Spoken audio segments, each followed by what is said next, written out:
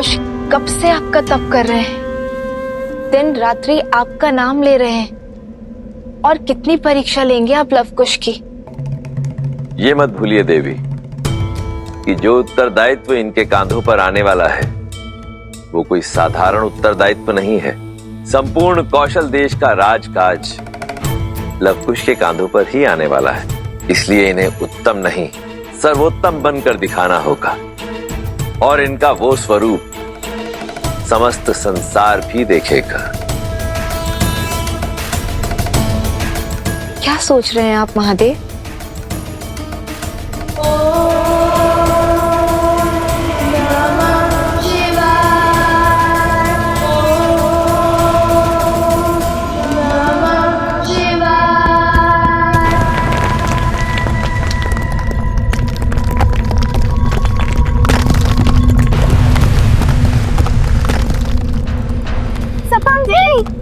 सरपंच महोदय, सरपंच महोदय, सरपंच जी, वहाँ देखिए।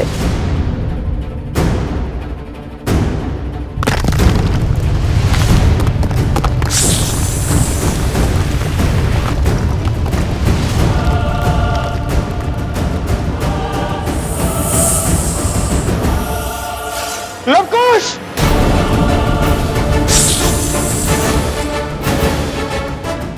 उठ जाओ वहां से! बहुत बड़ा सर्प तुम्हारी ओर आ रहा है। पहले भाभी माँ और अब हमारा लक्ष्मण भैया अपने हृदय के इन अंगों को स्वयं से दूर कर अब जीवित कैसे है भैया? मेरे तो तन का हर भाग इस वियोग की अग्नि में चल रहा है। चीख चीख कर अपने भाई लक्ष्मण को लौटाने की गुहार लगा रहा है भैया। ये पीड़ा बहुत सहन नहीं होती मुझसे। इस वियोग की अग्नि को कैसे झेल पा रहे भैया? कैसे? शांत हो जाओ भरत। जब तन पर दायित्व का भाव हो तो कंधे झुक नहीं पाते भरत। और अब तो तुम्हारे भी उत्तरदायित्व बढ़ गए हैं। यदि हम ही परिस्थितियों से हार जाएंगे तो रघुकुल के भविष्य का क्या? रघुकुल के वंशज भी तो हमारे ही उत्तरदायित्व है ना। भरत, तुम हर संबंध हर नाते को अत्यंत महत्व देते हो, इसलिए स्वयं पर नियंत्रण खो देते हो। किंतु अब समय आ गया है भरत कि अपने हृदय में पनपते प्रेम को अपना बल बनाओ। लक्ष्मण के पुत्रों का दायित्व निभाओ। एक मानव का संबंध सर्वप्रथम अपने धर्म से होता है और हमारे लक्ष्मण ने उसी को निभाने में अपनी आहुति दी है। जरा सोचो भरत, क्या लक्ष्मण के जाने पर शोक मनाना चाहिए या उत्सव? सोच कर देखो मेरे भाई। लक्ष्मण तो अमर है क्योंकि राम होना सरल है, लक्ष्मण होना सरल नहीं। अपने भाई के हर दुख हर कष्ट को अपना मानकर कांटों भरे मार्ग पर चलना सरल नहीं। अपनी माता, अपनी पत्नी, अपना परिवार, अपने भविष्य को त्याग कर अपने भैया और भाभी के साथ वनवास जाना सरल नहीं। ऐसे वीर की स्मृति में तो गौरवान्वित होना चाहिए भरत। अश्रु नहीं बहाने चाहिए। भविष्य में जब भी किसी भाई के समर्पण उसके त्याग का उदाहरण दिया जाएगा तो उस वार्तालाप में सदा हमारे लक्ष्मण का नाम लिया जाएगा।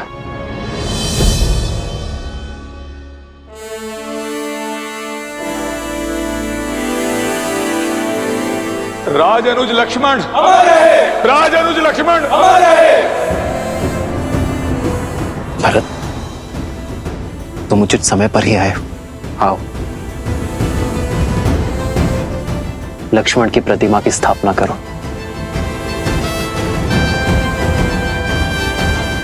उठो भरत।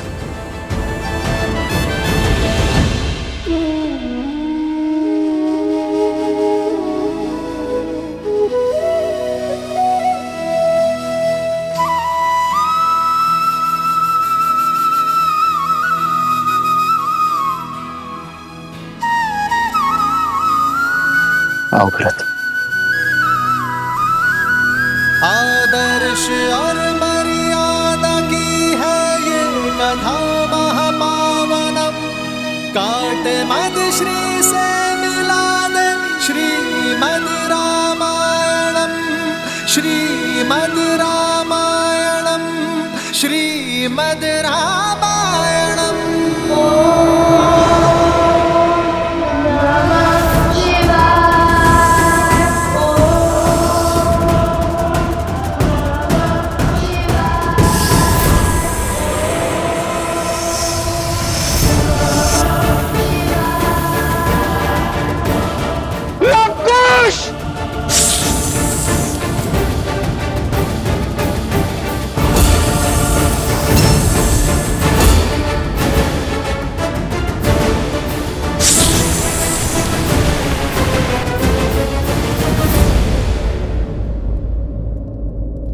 वन हमें जीवन देते हैं और वनवासी कबीले उनके रक्षक हैं, प्रकृति के रक्षक हैं। इसलिए उनका उत्थान, उनका विकास हमारा लक्ष्य होना चाहिए। इन्हें और इनके समान सभी को मुख्य धारा से जोड़कर रामराज्य में इनका विकास सुनिश्चित करना होगा। इनके लिए विद्यालय स्थापित करने होंगे।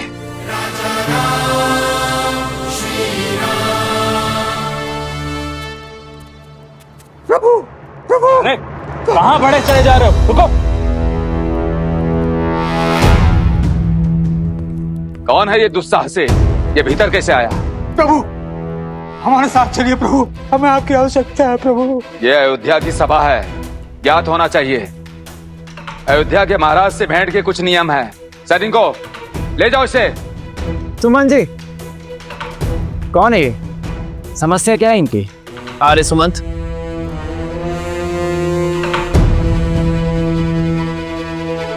प्रभु जो घट रहा है उसका वर्णन मैं शब्दों में नहीं कर सकता। कृपया चलकर देखें कि संसार क्या संकट झेल रहा है। यह आपकी और देवी सीता के सजाए राम राज्य पर उठा प्रश्न है।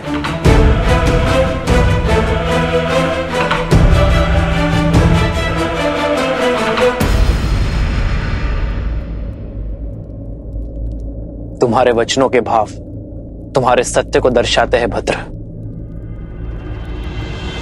श्री रामचंद्र कृपालु भजु मन हरण भव भय दारुणम नव कंज लोचन कंज मुख कर कंज पद कंजारुणम। श्री राम राम राम श्री राम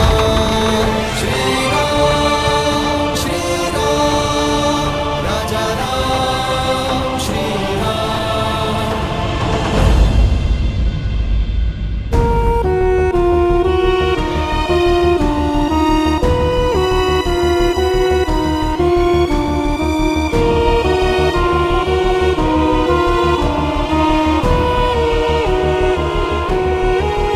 कौन है ये सब? ये अयोध्या के तो नहीं लगते। नहीं प्रभु, हम पुरुषपुर और कुभा से आए हुए शरणार्थी हैं। अयोध्यापति से शरण की भिक्षा मांगने आए। हमारे परिवार को यहाँ बसने की अनुमति दीजिए प्रभु। आर्य सुमंत जी महाराज। बालकों और वृद्धों को भोजन करवाइए, इनके रहने की व्यवस्था करवाइए और घायलों का शीघ्र अतिशीघ्र उपचार करवाइए। सैनिकों आओ सहायता करो।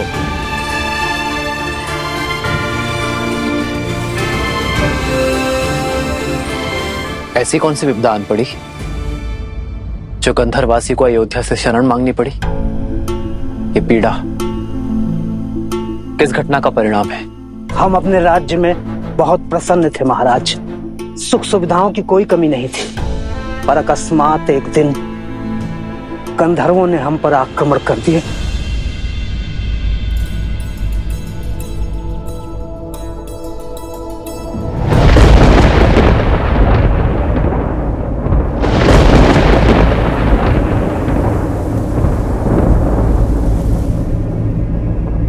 ये वातावरण अचानक इतना भयंकर क्यों होता है?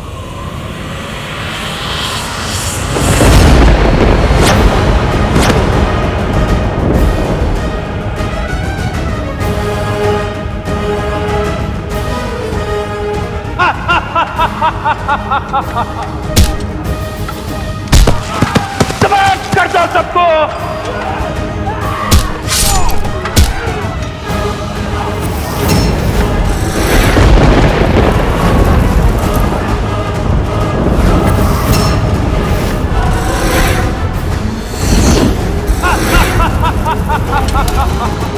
आपने जानने का प्रयास किया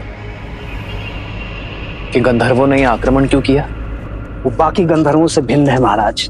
उनका राजा गंधर्व वृश्क अपने समान किसी को नहीं मानता। वो केवल बल पर विश्वास करता है, न धर्म न अनुशासन। उसके बल ने उसकी प्रवृत्ति मलिन कर दी है। इसी कारण उसे और उसके साथियों को बाकी गंधर्वों ने त्याग दिया है। वो कहते हैं हम बलशाली हैं, जो चाहिए हाथ बढ़ा के छीन लेंगे। हमने पूछा कि हमसे क्या शत्रुता है, तो उन्होंने हमें प्रकृति का नियम समझा दिया। प्रकृति का नियम है कि दुर्बल सदा सबल के आगे विवश रहता है। तुम दुर्बल हो तभी शीश झुकाने के लिए जन्मे हो।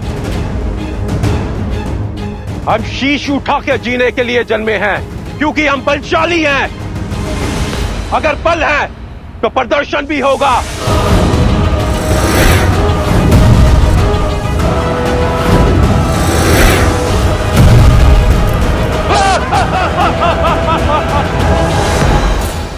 उन्होंने हमारे राज्यों पर अपना शासन स्थापित कर लिया है। बस इसीलिए हम आपकी शरण में आए। निर्बलों के बल, असहायों का सहारा, हमारे संकट का निवारण केवल आप हैं। आप। महाराज, आज्ञा हो तो एक सैनिक दल भेज दे वहां। नहीं भरत, यह समस्या उससे अधिक गंभीर है।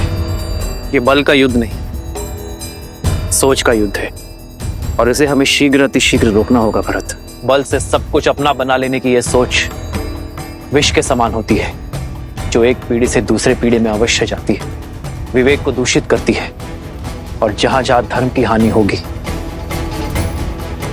उसके विरुद्ध में खड़े होना राम और रघुवंश का परम धर्म है। आप निश्चिंत रहिए, मैं और भरत स्वयं जाएंगे। उन गंधर्वों की प्रताड़ना से आपके क्षेत्र को मुक्ति दिलाएंगे।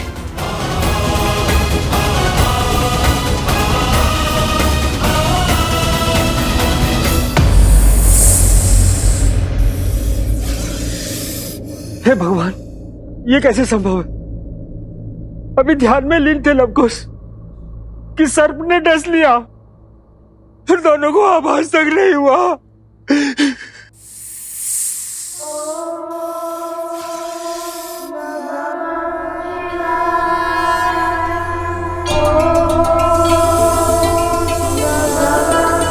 अद्भुत, अद्भुत! लवकुश जीवित है, जीवित है लवकुश। जेहि पर कृपा करहि जग जानी, कवि उर न चावहि मानी। देव शिशु जन विधाति सूरा, जानकी सुत रूप लव कुश बोला। जानकी सुत रूप लव कुश बोला।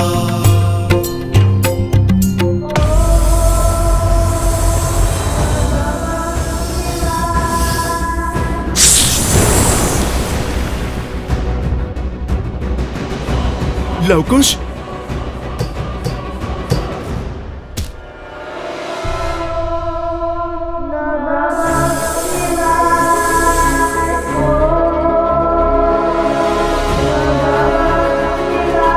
हर हर महादेव।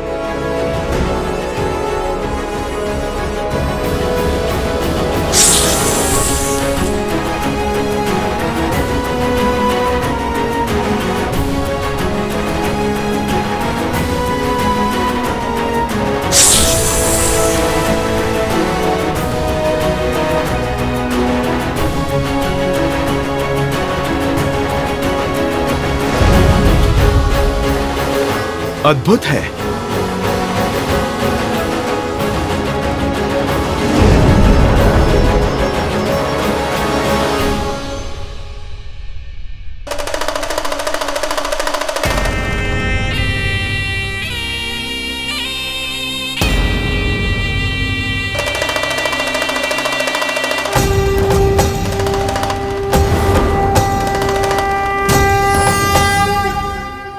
हे महादेव, ये तो स्वयं साक्षात नागराज वासुकी हैं।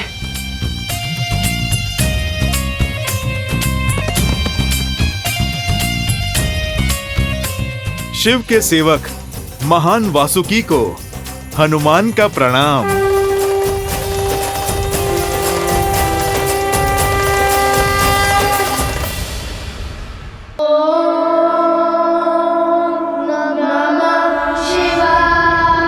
लव, खुश, आंखें खोलो। तुम्हारे अटूट विश्वास और दृढ़ संकल्प से महादेव प्रसन्न हुए। देखो, भगवान शिव का सेवक वासुकी तुम्हारे समक्ष है।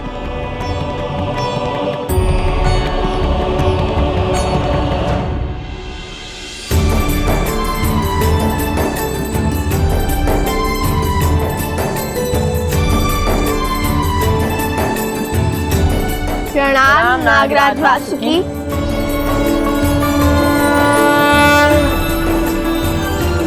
मैं तुम दोनों के लिए केवल नागराज नहीं हूं लवकुश, हमारा एक संबंध और भी है।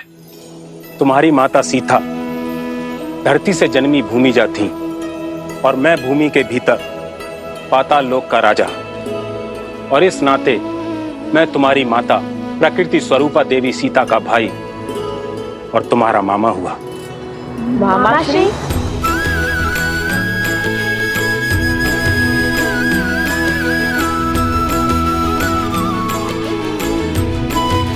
अर्थात ये ऋषि कुमार नहीं, ये राजकुमार है।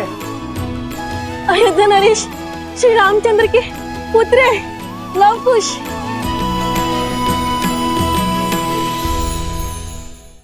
वर्षों पूर्व मेरे पिताश्री अयोध्यापति महाराज दशरथ ने ऐसा ही युद्ध लड़ा था जो उनका नहीं था। अपने मित्र जटायु के आग्रह पर उन्होंने वो युद्ध लड़ा था और उसी युद्ध में अपनी वीरता का ध्वज लहराकर उन्होंने दशरथ का नाम प्राप्त किया। आज भी हमारे समक्ष ऐसी ही परिस्थिति बन चुकी है और धर्म की रक्षा और पाप का अंत तो रघुवंश का कर्तव्य है। हम पराजय से भयभीत होकर अपने धर्म से विमुख नहीं हो सकते, अपने कर्तव्य से मुख नहीं मोड़ सकते। हम स्वयं को उनके दुखों से भिन्न नहीं कर सकते। जब जब इस संसार में मानवता आहत होती है, धर्म पर प्रहार होता है, तब तब हम अपने प्राणों की शक्ति से संसार और मानवता की रक्षा करते हैं। क्योंकि स्वयं के लिए तो केवल पशु जीते हैं, किंतु एक मानव तो संसार के लिए जीता है और संसार के लिए ही मरता है। भय के लिए भयंकर है, हम राम के रुद्र हैं, शंकर हैं। शंकर है हम, शंकर है हम, शंकर है हम। जय सिया राम, जय सिया राम, जय सिया राम, जय सिया राम। आओ व्रत। जय सिया राम, जय सिया राम, जय सिया राम, जय सिया राम, जय सिया राम, जय सिया राम, जय सिया राम, जय सिया राम। श्री राम, राम राम, श्री राम। जब मेरी बहन देवी सीता ने धरती में समाधि ली तब मैं बहुत क्रोधित हुआ श्री राम पर, किंतु जब श्री राम ने सीता के इस निर्णय का विरोध किया तब मुझे समझ में आया कि श्री राम को भी सीता के वियोग की उतनी ही पीड़ा है जितनी पीड़ा सीता को हुई, और मुझे उन पर गर्व हुआ। और आज तुम दोनों पर भी गर्व है कि कैसे लोक कल्याण के लिए तुम दोनों अपने प्राण त्याग करने के लिए सज्ज हो गए।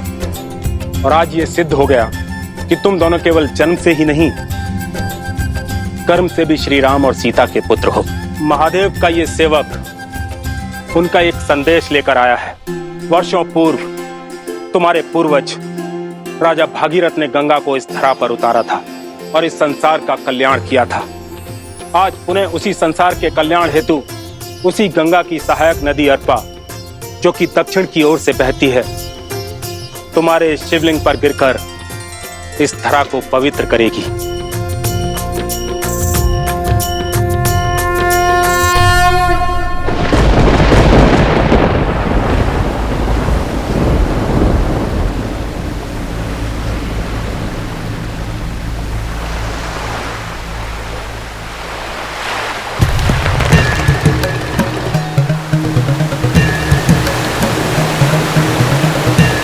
धन्य हो महादेव।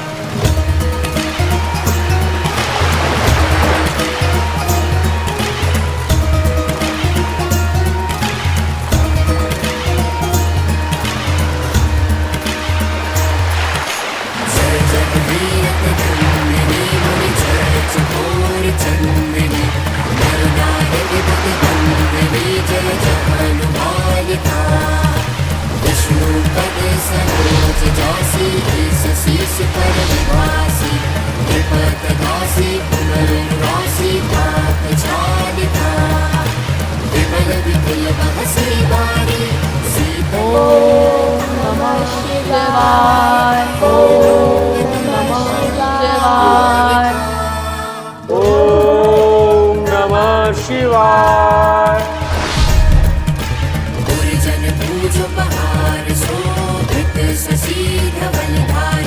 वंजन भव भार भक्ति कल्प धालिका तुलसी तब तीर सुमिरत रघुवंशी विचरत मति में मोह महेश कालिका।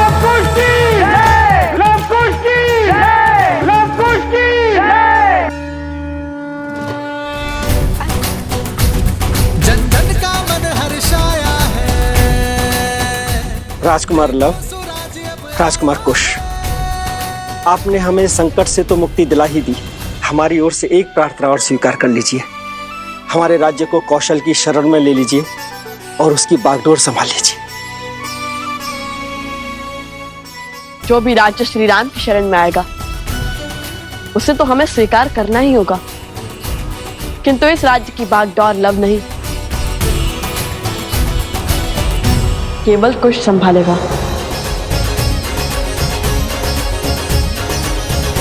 राजकुमार कुश की जय! राजकुमार कुश की जय! राजकुमार कुश की जय! माता कहती थी कि संसार में प्रेम से अधिक मूल्यवान और कोई वस्तु नहीं, और आज आप सबका प्रेम देखकर मेरा हृदय गदगद हो गया। मैं अयोध्या का राजकुमार कुश अपने पिता श्री कौशल नरेश श्री राम के नाम को साक्षी मानकर आप सभी को और इस राज्य को कौशल राज्य में सम्मिलित करता हूँ। कुश के साथ ये गांव और अधिक कुशल होगा और इसलिए आज से इस राज्य को कुशावती के नाम से जाना जाएगा। राजकुमार कुश की जय! राजकुमार कुश की जय! राजा राम की जय! राजा राम की जय! राजा राम की जय! राजा राम की जय! राजा रामचंद्र की, राजा रामचंद्र की, राजा रामचंद्र की, राजा रामचंद्र की, राजा रामचंद्र की। केला बहुत ही मीठा है। परिश्रम से जो मिला है, जैसे आप दोनों के परिश्रम का प्रसाद मिला। ज्ञान प्राप्त करने निकले और दिग्विजय होकर लौटे। प्रभु तो ये सुनकर गदगद हो उठेंगे। कुछ लीजिए। नहीं,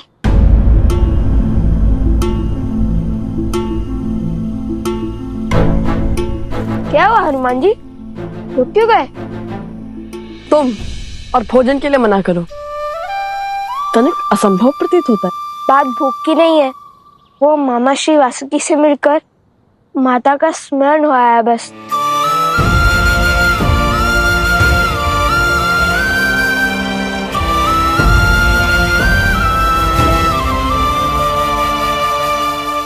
देख रहे हैं ना प्रभु,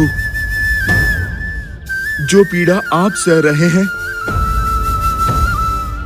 आपके पुत्रों को भी उसी का दंश सता रहा है।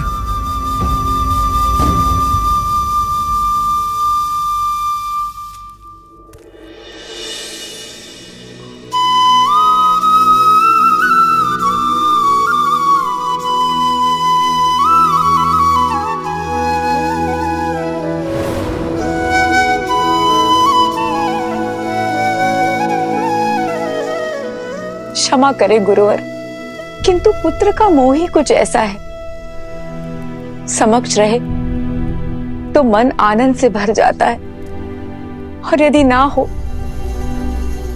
तो आंखें भर आती है।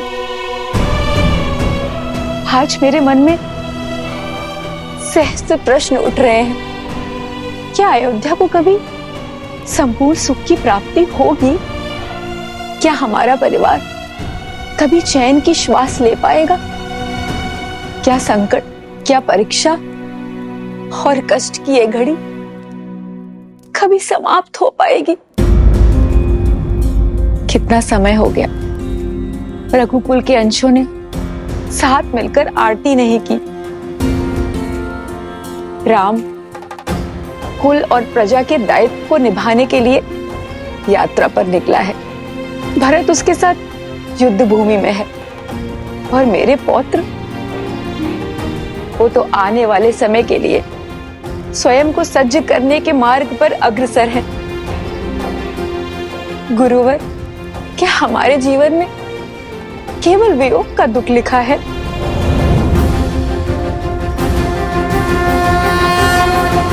देवी,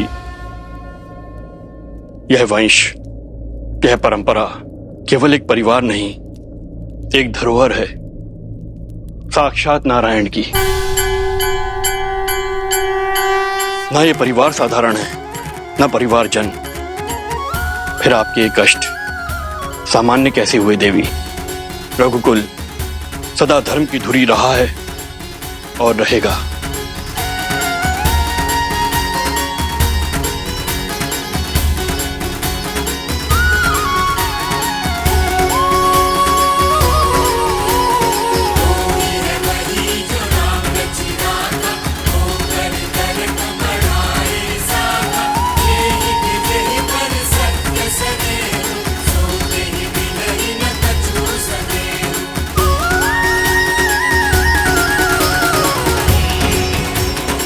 सूर्य वंश है ये।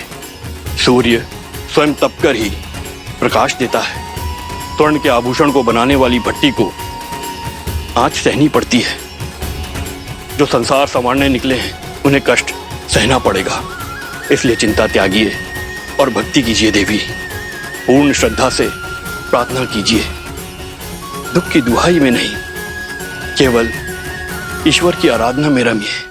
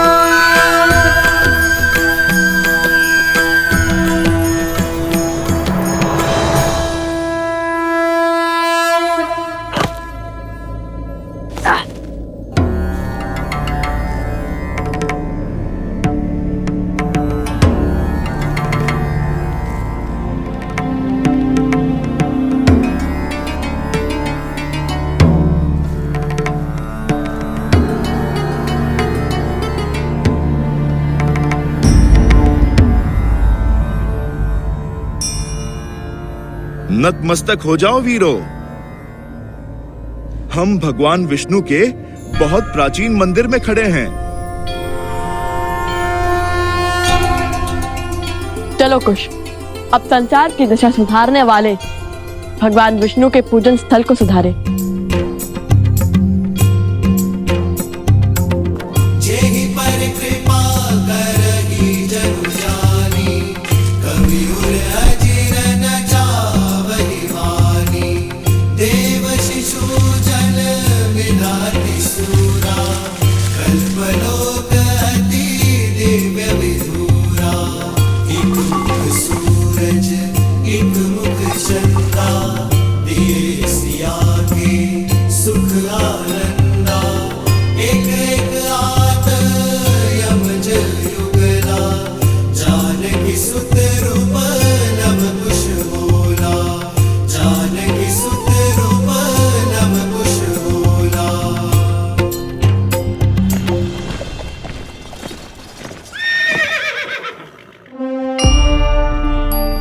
पिताश्री, पिताश्री, प्रभु,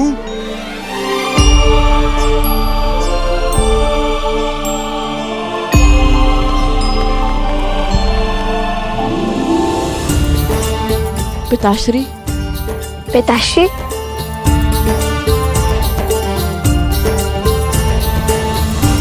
पुत्रों,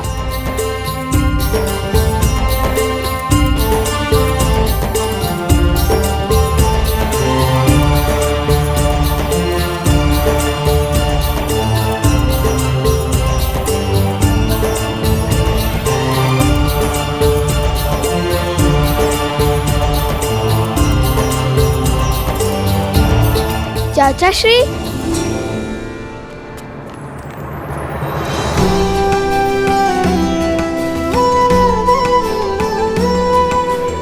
आयुष्मान भव।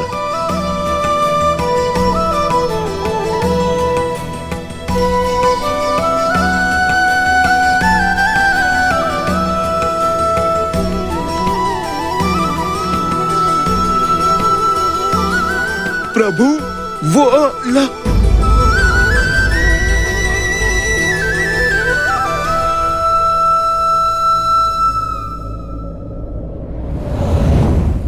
अष्टबाहु का अंत ही नहीं, श्रद्धा का नया अध्याय भी लिखा है लव कुश ने। अपने तप से महादेव का आशीर्वाद प्राप्त किया, साक्षात वासुकी नाग की परीक्षा उत्तीर्ण की। 2 शब्दों में कहूँ प्रभु तो इनका भविष्य दिग्विजय में परिवर्तित हो रहा है। असंभव को संभव किया है तुम दोनों ने, मेरे शीश को गर्व से ऊंचा किया है तुम दोनों ने, और धर्म के लिए स्वयं को समर्पित करना तो मानव कर्म की पराकाष्ठा है पुत्रों। हमारी बातें तो हो गई, अब अयोध्या का समाचार सुनाइए ना पिताश्री। अयोध्या में सब कैसे हैं वहाँ? सुमित्रा दादी, कौशल्या दादी सब स्वस्थ है लव कुश वहाँ पे।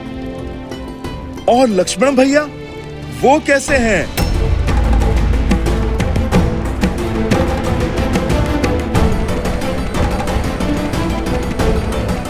अयोध्या सकुशल है हनुमान, चिंता की कोई बात नहीं है। और रहा मेरे लक्ष्मण का प्रश्न, तो वो अपने इस भ्राता अपने राम की प्रतीक्षा में है। आपको उन्हें कहना होगा कि वो मुझे मृत्यु का ये दंड भोगने की आज्ञा दे दे। चाहिए हनुमान जी, और शुभ समाचार लेकर ही लौटिएगा। अयोध्या की लाज अब आप ही के हाथ में है। भैया इतने समय के पश्चात लवकुश से भेंट हुई, आज रात्रि हम यहीं रुक जाएं? अवश्य भरत।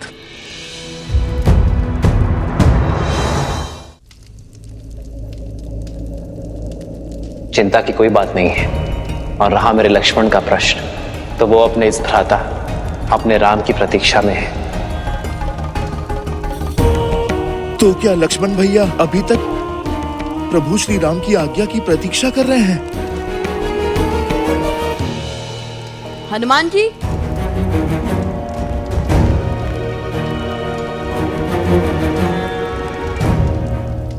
क्या बात है? आपकी आंखों में दुख और मुख पे चिंता।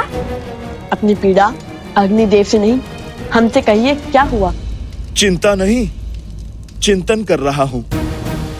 मन कुछ घबरा सा रहा है, कुछ उचित आभास नहीं हो रहा। प्रभु को हृदय से लगाते ही उनके भीतर की अतः पीड़ा का आभास हुआ मुझे।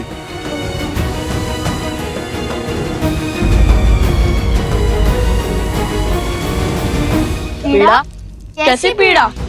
वो तो ज्ञात नहीं, किंतु इतना अवश्य है कि प्रभु और भरत भैया हमसे कुछ छुपा रहे हैं। अपने भीतर की पीड़ा हमसे कहने में कतरा रहे हैं।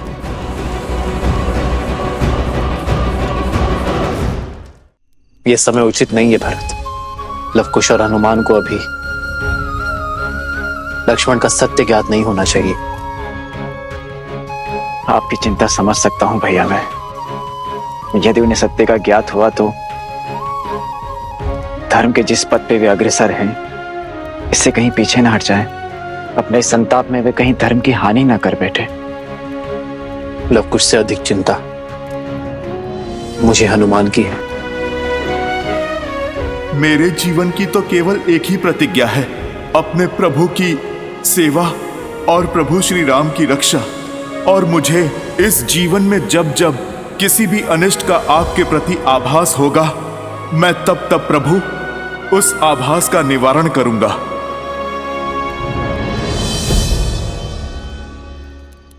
प्रभु की पीड़ा का कारण जानने का एक मार्ग है। क्या? अयोध्या। वहीं जाकर सत्य का भेद खुलेगा।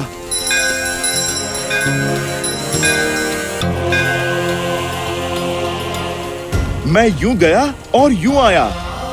एक बार अपनी आंखों से अयोध्या और लक्ष्मण भैया को देख लूंगा तो मुझे संतुष्टि मिल जाएगी। उचित है, जैसी आपकी इच्छा। लक्ष्मण काका श्री को हमारा प्रणाम कहिएगा। और इतना तो हम भी जान गए, जब तक श्री राम भक्त हनुमान को संतुष्टि नहीं मिलेगी तब तक न उनका पग रुकेगा और ना चिंता। शीघ्र लौटिएगा हनुमान जी, रात्रि भोज में आपकी प्रतीक्षा रहेगी।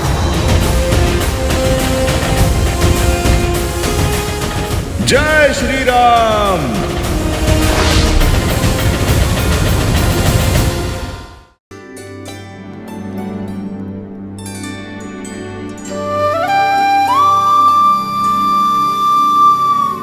हनुमान, हनुमान कहाँ है?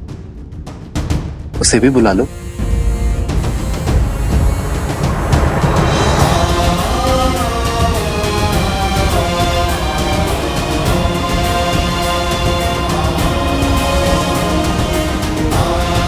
न जाने उन्हें आप पे किस दुख का आभास हो रहा था, क्या चिंता खा रही थी उन्हें, जो वो अकस्मात ही लक्ष्मण काका श्री से मिलने अयोध्या की ओर बढ़ गए। भैया, लक्ष्मण तो अयोध्या में है ही नहीं। यदि हनुमान जी को सत्य का ज्ञात हो गया तो? नहीं अर्थात कहाँ गए लक्ष्मण काका श्री? क्या हुआ उनके साथ?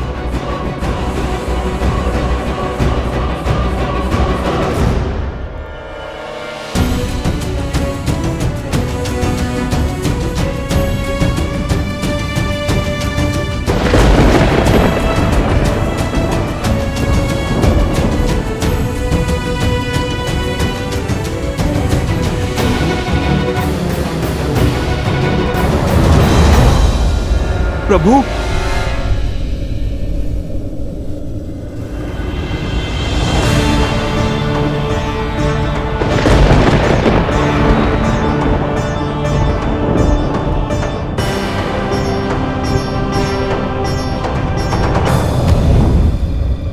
प्रभु,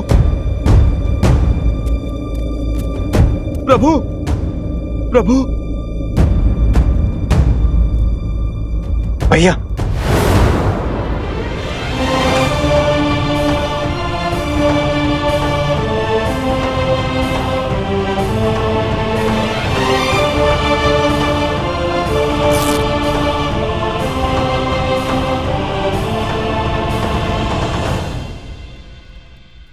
यूं किसी को बिना बताए अयोध्या जाने का क्या अर्थ था हनुमान?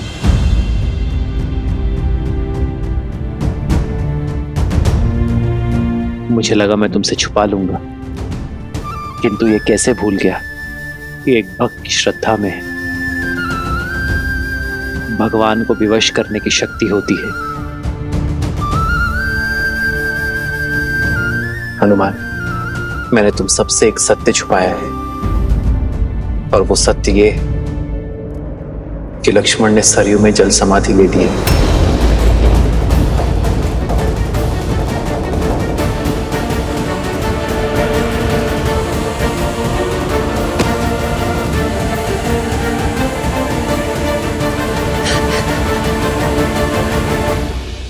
प्रभु, आपने लक्ष्मण भैया को रोका नहीं?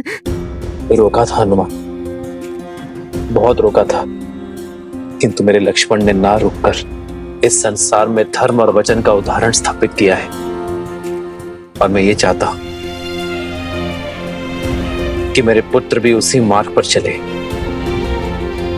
धर्म और वचन की स्थापना के लिए अपने प्राण तक त्यागने को सज रहे। हनुमान, मैं जानता हूं दुख विराट है,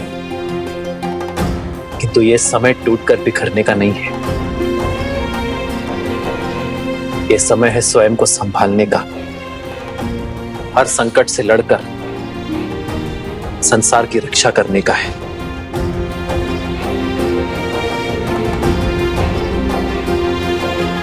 धर्म की स्थापना करना है, रघुकुल की रीत निभाना है। मेरा विश्वास करो हनुमान, और कोई समस्या नहीं है। ये अयोध्या और अयोध्यापति सकुशल है, इसलिए तुम चिंता छोड़ो और लवकुश के साथ दिग्विजय की यात्रा में आगे बढ़ो। नहीं प्रभु, आप मुझे स्वयं से दूरी का दंश मत दीजिए। प्रभु, आप मुझे अपने साथ रहने की आज्ञा दीजिए, आज्ञा दीजिए प्रभु। आप कहें या ना कहें, ये भक्त सब समझता है प्रभु। लक्ष्मण भैया के बिना आप कितने कष्ट में होंगे प्रभु। माता सीता, अब तो माता सीता भी नहीं है आपकी पीड़ा हरने के लिए। प्रभु, आप मुझे इस विकट घड़ी में स्वयं से पृथक मत कीजिए, मत कीजिए प्रभु।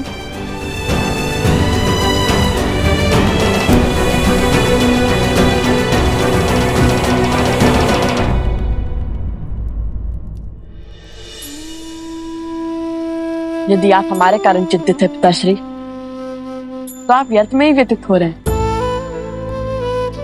वक्त से इस विकट घड़ी में भगवान के साथ उनका सुख मत छीनिए। देखिए ना, आपकी चिंता हनुमान जी के मुख पर प्रदर्शित हो रही है। उन्हें आपके साथ रहना चाहिए, हमारे साथ नहीं। हम पर विश्वास कीजिए और ऐसे एक भक्त की आस मत तोड़िए। हनुमान,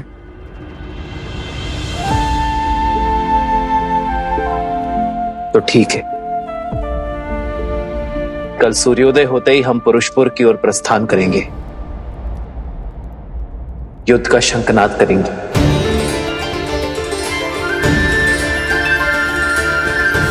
और तुम भी हमारे साथ ही चलोगे हनुमान।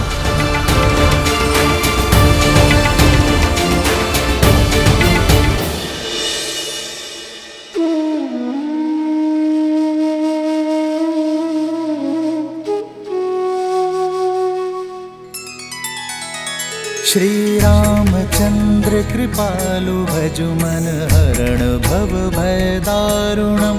नव कंज लोचन कंज मुख कर कंज पद कंजारुणम।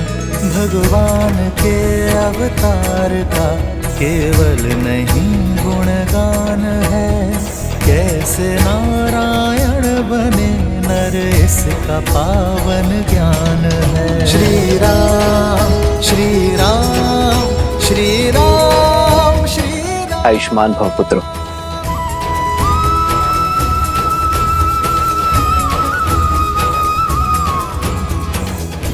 अपने दिग्विजय को संपूर्ण करने के लिए सज्ज हो। सेना भी सज्ज है भैया।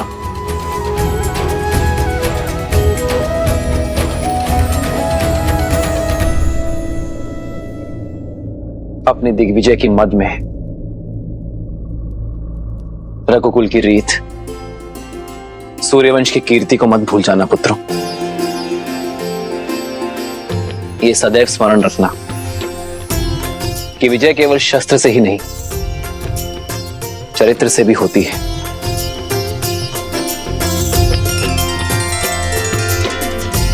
तुम दोनों केवल रघुवंश के अंश नहीं हो, धर्म के पथिक भी हो। और ये यात्रा केवल भ्रमण नहीं, यह अध्ययन है, संसार का भी और स्वयं का भी। क्योंकि जो स्वयं पर विजय पा लेता है, उसे संसार कभी हरा नहीं सकता।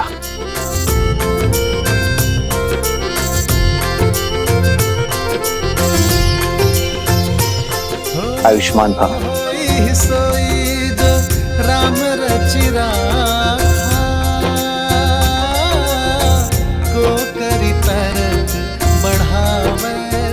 भरत, माताओं तक सूचना पहुंचा दी तुमने? जी भैया, संदेश भेजा जा चुका है।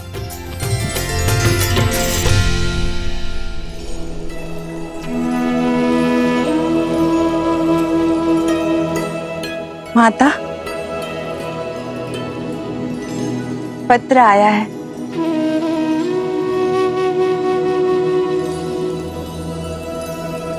प्रभु ने आप दोनों की सुन ली। कल महाराज और भरत भैया की भेंट लव, कुश और हनुमान जी के साथ हुई। और रात्रि में भोजन भी उन लोगों ने साथ में ही किया। तुम सत्य कह रही। धन्यवाद नारायण, धन्यवाद। मेरे पोते अपने पिता से मिले, उनका आशीर्वाद पाया, इससे सुखद और क्या हो सकता है। लव और कुश अपने भारत भ्रमण को संपूर्ण करने के लिए आगे बढ़ रहे हैं और राम और भरत पुरुषपुर की ओर अग्रसर हैं, उन दुष्ट गंधर्व के अंत के लिए सज्ज है।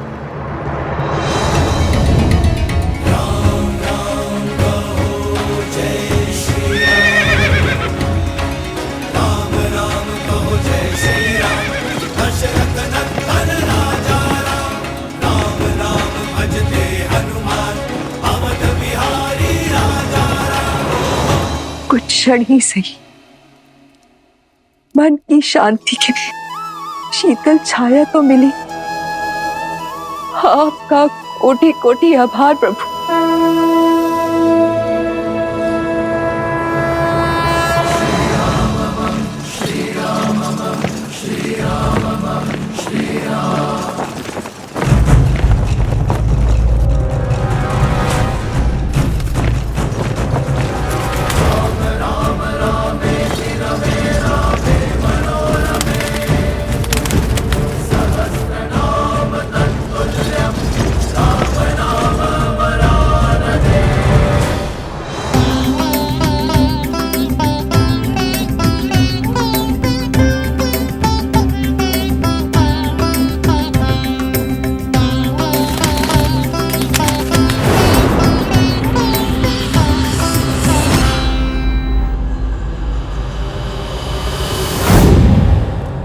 महाराज की जय हो।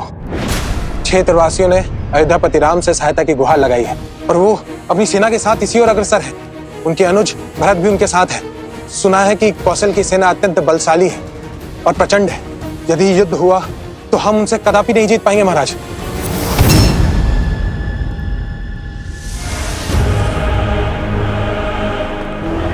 जिस सेना के विरुद्ध हमारी जीत असंभव है, वो युद्ध भूमि तक पहुंचेगी नहीं।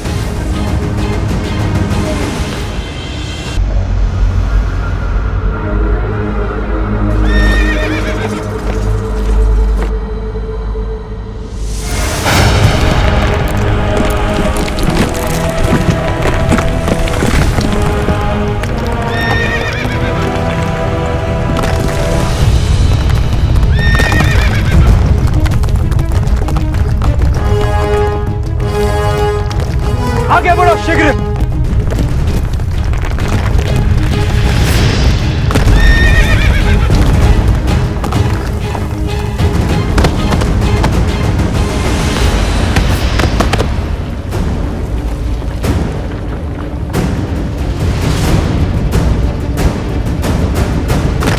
सैनिकों,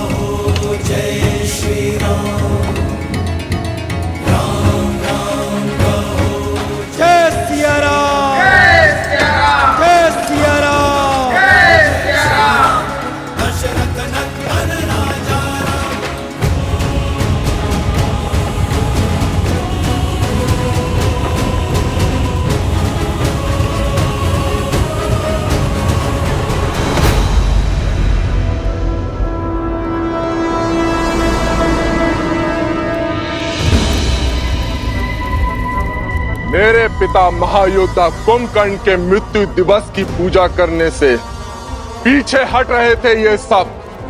मैंने इन्हें ही मृत्यु का दंश दे दिया।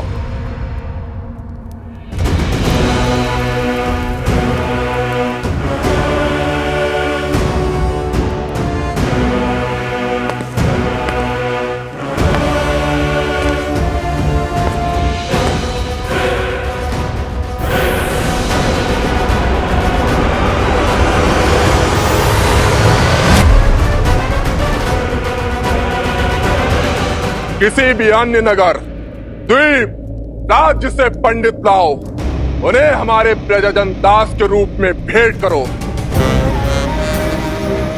साम दाम दंड भेद कुछ भी करके उन्हें यहां लाओ। जो वो फिर भी ना आए तो उन्हें कहीं और जाने की स्थिति में मत छोड़ो। मेरे पिता महान थे, शूरवीर थे, राष्ट्रभक्त थे, किंतु उस षड्यंत्रकारी राम ने उनकी सांस और उनका सम्मान दोनों छीन लिए। आज नहीं तो कल उस राम को अपने किए का दंड भोगना ही होगा।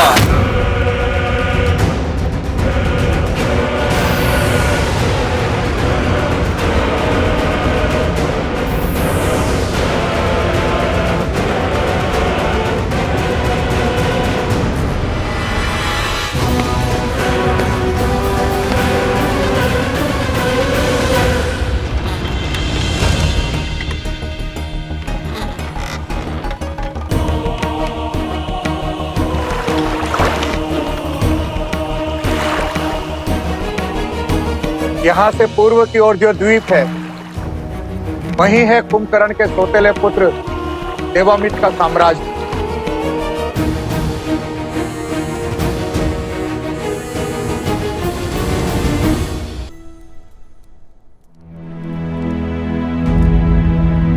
हनुमान, भरत के अकेले युद्ध में उतरने की चिंता सता रही है तुम्हें। ये रामायण उद्देश्यों का आयन है हनुमान, और मेरा एक उद्देश्य अभी शेष है। कैसा उद्देश्य प्रभु?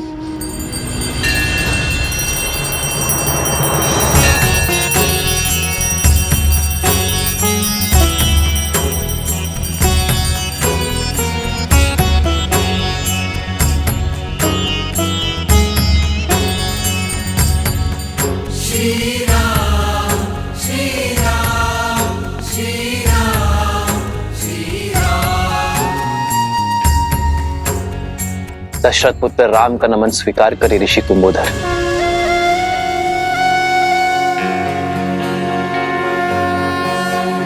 मेरा तप और भक्ति आपकी शक्ति बने श्री राम। आशीर्वाद के रूप में आपने तो संपूर्ण संसार दे दिया मुझे। याद था कि आप इसी मार्ग से जाने को हैं। आपके मार्गदर्शन में हिंगलाज माता के दर्शन करने की इच्छा है मेरी। अपने भाई भरत की विजय की प्रार्थना करना चाहता हूं मैं ऋषिवर। हर हर महादेव।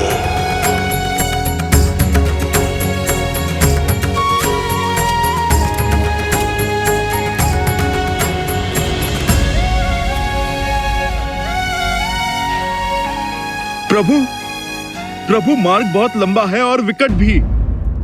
ऐसे आप बिना पादुकाओं के आप कैसे? जगत जननी के दर्शन करने जा रहा हूं मैं हनुमान। जितना कष्ट सहूंगा उतना ही उत्तम होगा, और फिर सुख की शैया से दुख की धरा में उतरने को ही तो संतुलन कहते हैं। मां के द्वार पर सब समान है। वहां ना ही कोई राजा है और ना ही कोई रंक, सभी याचक हैं, सभी श्रद्धालु हैं।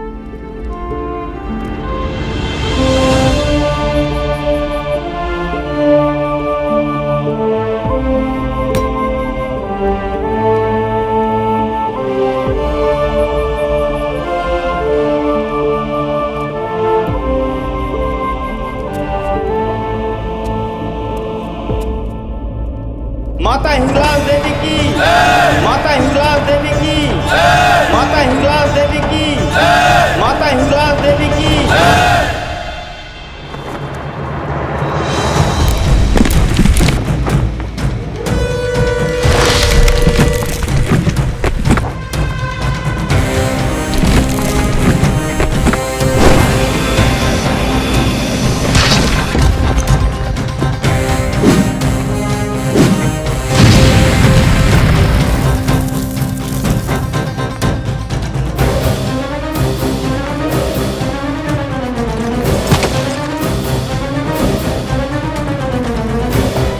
आगे बढ़ो शीघ्र।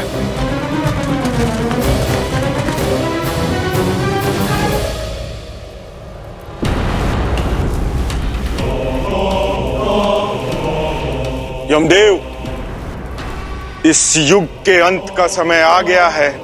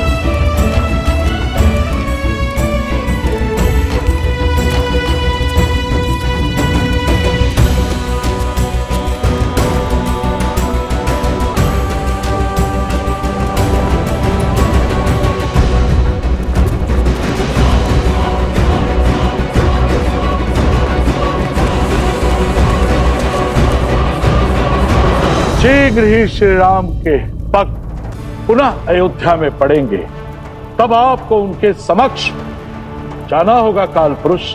और आप जैसे ही उनके समक्ष जाएंगे वैसे ही श्री राम विधि के विधान को समझ जाएंगे और अपनी देह को त्याग देंगे।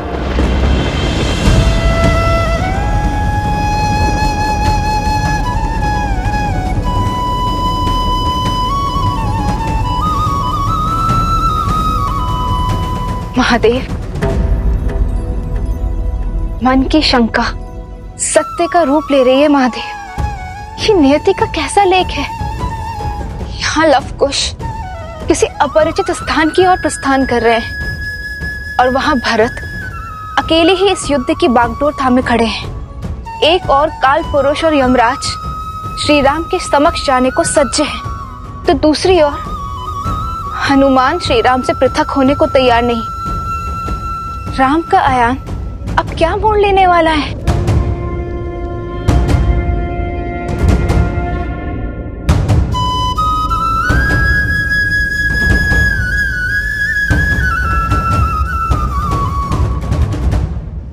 क्या परम भक्त हनुमान अपने श्री राम का देह त्याग सह पाएंगे?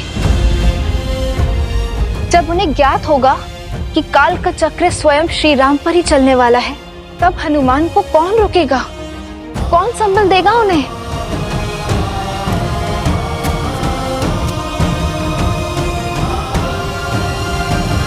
अब तो हनुमान क्षण भर के लिए भी श्री राम से पृथक नहीं होने वाले। ऐसी परिस्थिति में काल की स्थिति कैसे उत्पन्न होगी? और हनुमान स्वयं आपके अवतार है, भला आपको हराने का सामर्थ्य किसमें है? नियति के निर्णय को और भाग्य के लेख को बदला नहीं जा सकता देवी। यदि नियति को नियंत्रित करना संभव होता तो क्या स्वयं नारायण के अवतार श्री राम को वनवास का दंश सहना पड़ता? क्या देवी सीता धरती में समाहित होती? क्या श्री राम के अनुज लक्ष्मण इस प्रकार मृत्यु को वरण करते? क्या महाज्ञानी महातपस्वी लंकापति रावण इस प्रकार अपयश प्राप्त कर संसार से विदा होता? यही नियति का चक्र है देवी। कठोर परंतु न्यायपूर्ण। देर सवेर जो भी घटना घटित होने वाली होती है वो घट के रहती है। और अब नियति के इस चक्र का सामना हनुमान को करना पड़ेगा। अपने श्री राम से पृथक होने का दुख झेलना ही पड़ेगा, क्योंकि यही घटना इस युग का समापन करेगी देवी।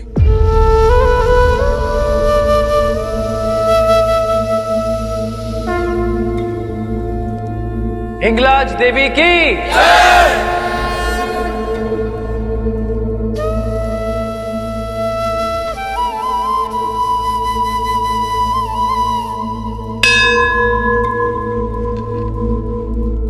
नारायण के नए अवतार की लीला आरंभ होने वाली है देवी, और इसके लिए अनिवार्य है कि श्री राम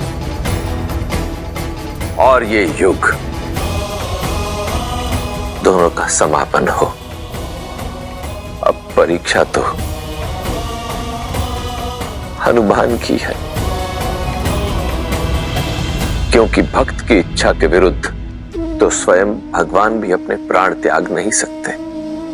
इसलिए यह आवश्यक है कि हनुमान स्वेच्छा से श्री राम को जाने दे। असंभव। जो हनुमान श्री राम की आह तक नहीं सह सकते, वो सदा सदा के लिए उनका वियोग कैसे सहेंगे?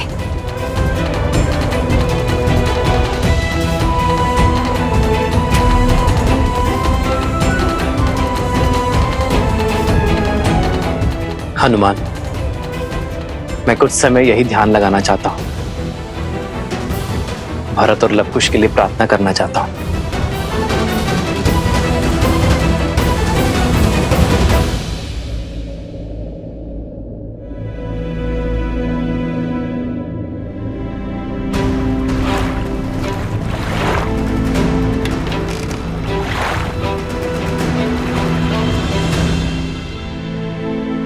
जब तक हनुमान श्री राम के साथ हैं, तब तक काल का उन तक पहुंच पाना असंभव है।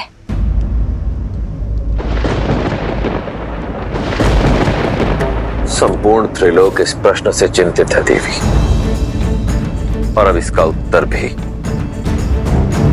त्रिलोक ही ढूंढेगा। नारायण नारायण। हे परमपिता, आपने उपाय तो बता दिया, किंतु उसे करेगा कौन? आप नारद मुनि, आप करेंगे। अब अद्भुत अद्भुत परमपिता। आप देखिए, मैं अपना हर कार्य मन में आनंद और मुख पर मुस्कान के साथ करता हूं, और नियति के संचालन में प्रभु श्री हरि मेरा उपयोग करते हैं।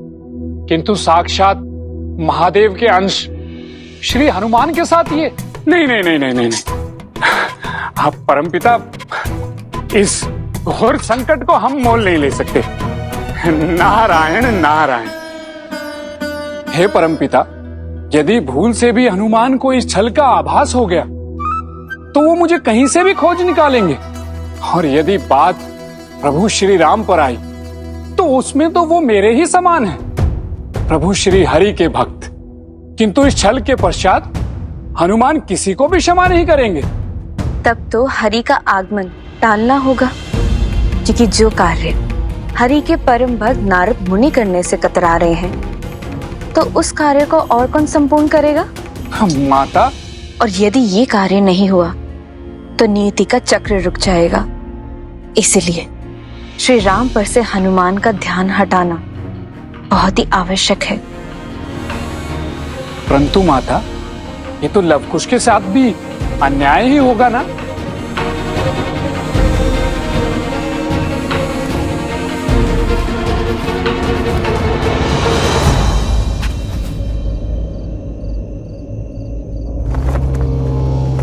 देवामिद बहुत बड़ा पितृभक्त है।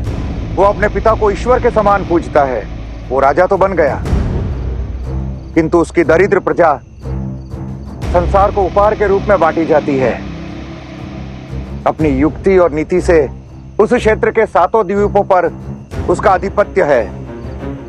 उसके लिए संपूर्ण संसार में कोई महत्व रखता है तो वो है उसका पिता कुंभकर्ण। उसका एक ही उद्देश्य है, अपने पिता कुंभकर्ण की मृत्यु का प्रतिशोध लेना।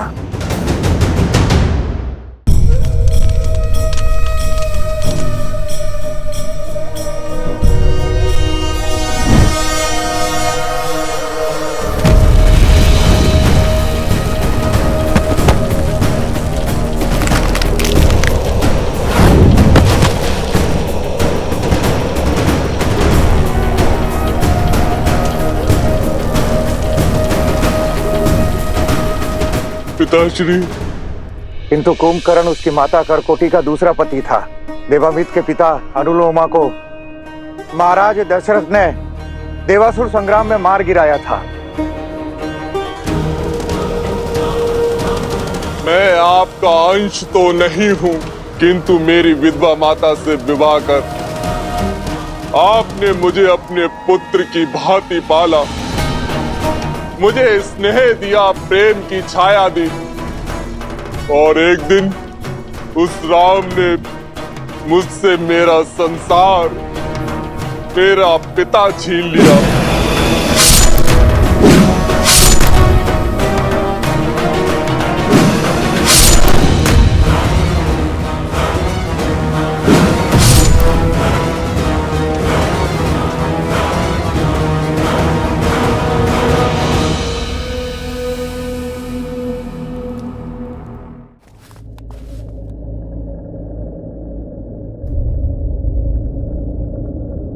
उस दुष्ट को दंड देना सरल नहीं होगा। शक्ति के साथ साथ युक्ति का मार्ग भी खोजना होगा। हम सब ऋषि और तुम ऋषि कुमार पूजा के लिए सज होने का स्वांग करके वहां जाएंगे। वहां तुम दोनों उसकी मृत्यु का मार्ग खोजोगे और प्रजा को उसके अधर्म और पाप से मुक्त कराओगे। जो आज्ञा ऋषिवर।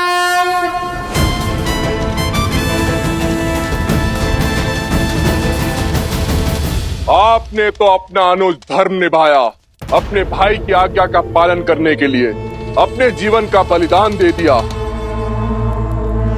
अब बारी मेरी है, मैं अपना पुत्र धर्म निभाऊंगा, आपकी मृत्यु का प्रतिशोध लूंगा। अब प्रतीक्षा है तो बस एक अवसर की, जब मैं राम के कुल का सर्वनाश कर सकूं।